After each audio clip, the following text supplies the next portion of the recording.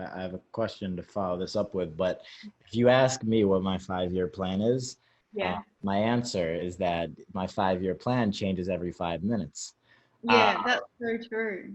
and looking back, there's not a single person out there, unless we're talking about like somebody who works in corporate and their goal is like, oh, I want to be at the next level in this Yeah, yeah, corporate of job. course. That is a tangible 5-year plan that you can Yeah, achieve of through course. time and doing something very diligently. But as somebody very poignantly put it to me once, Mm. um, a salary is a drug to keep you from pursuing your passion.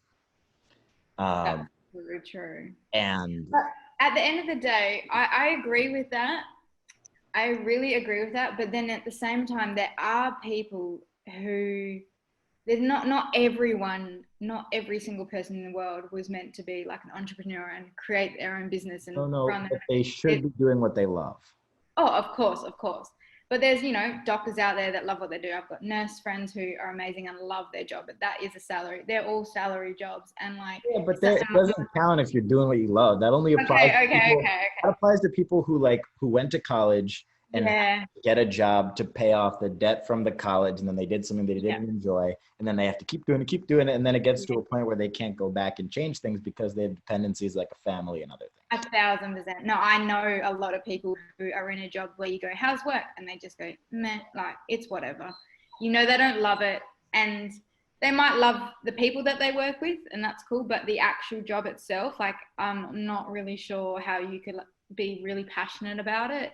But it could be fulfilling. You never know. I try not to judge people who work in like office jobs or a job that you think, oh, just because you don't enjoy it, they may not. But I understand that there must be jobs where people just hate it and they're just doing it to pay off their debt. Not just that, but then you have empathy for people who work a job that they might hate, but they're in a financial situation where they have to support their families, or they're in so much debt and they can't get out of it, and they can't just go off and like start a job from nothing and start from scratch, because they're literally in like they'll die without, or their family won't eat without it. Although the flip side of it, which for anybody listening to this, it means that they have tech, they have a phone, they have a computer, whatever they have.